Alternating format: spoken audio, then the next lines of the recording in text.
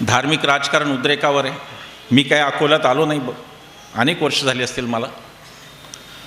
पण अकोलकरांनी मला सांगावं, आयुष्यात पहिल्यांदा तुम्ही यावर्षी रामनवमीला अकोल्यात DJ लागला होता का नव्हता लागला? सगळ्या महाराष्ट्रभर लागला DJ. आम्ही पण हिंदू होतो, मी पण हिंदू आहे.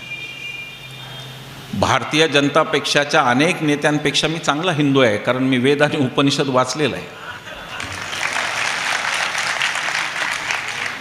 हिंदू म्हणून आम्ही रामाचा जन्म सुंठवडा खाऊन करतो. दुपारी 12 वाजता आम्ही सुंठवडा खातो, रामाचा जन्म करतो. DJ आम्ही हिंदू म्हणून आजपर्यंत लावला नाही. माझा मुद्दा एवढाच आहे, मुद्दा छोटा वाटेल, DJ काय, पण धार्मिक उन्माद वाढत चाललेला आहे. आणि आपण हिंदू जर या भ्रमात असू की भारतीय जनता पक्ष हा फक्त मुसलमान आणि ख्रिश्चनांना धोका आहे, तर त्याच्यातून बाहेर या, हा सगळ्यात मोठा हिंदू धर्मालाच धोका आहे. हिंदूंची सगळी संस्कृती नष्ट करण्याचा विडा यांनी उचलला आहे. तुम्ही अकोल्याचे, मी तुमच्या शेजारचा परभणीचा, आपल्या गावाकडची माणसं भेटल्यावर काय म्हणतात? राम राम, जय श्रीराम कुठून आला? राम रामचा जय श्रीराम का करायचं लक्षात घ्या. जय श्रीराम ही एक राजकीय घोषणा आहे. तुमचा आणि माझा राम हा कुटुंबवत्सल राम आहे. तो बायकोला घेऊन राहतो, नेहमी सीतामाई सोबत असतात. त्याच्या सन्मुख हनुमानजी असतात, शेजारी लक्ष्मण असतो, आणि तो अत्यंत सुहास्यवदन राम असतो. तो हसत असतो, छान चेहरा हसरा असतो. हा असा डोळ्यांच्या भुवया ताणलेला राम आणला कुठून यांनी? जो पोस्टरवर दिसतो की तो धनुष्य घेऊन 24 तास कोणाला तरी मारतो, असा राम कधी होता जो 24 तास कोणाला तरी धनुष्याने मारत होता? असा राम कधी नव्हता. हिंदूंचा जो राम आहे त्याला संघी राम करायचा आहे, आणि राम रामला जय श्रीराम करायचं, लक्षात घ्या.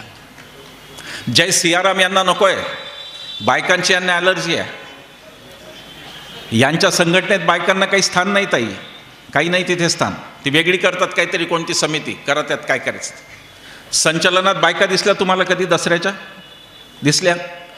RSSच्या संचलनात कोणाला बायका दिसल्या असतील त्यांनी कृपा करून हात वर करा. दिसत नाही. बायकांची ॲलर्जी आहे त्यांना. आणि इतकी छद्मी संघटना आहे की हे कायम आपल्याला देश शिकवतात, स्वदेश स्वदेश. अरे तुमचा गणवेशच परदेशी आहे. भारतीय गणवेशात धोत्रात करा ना संचलन. धोतर का नाही संचलनाला? आमची टोपी परंपरागत पटका का नाही?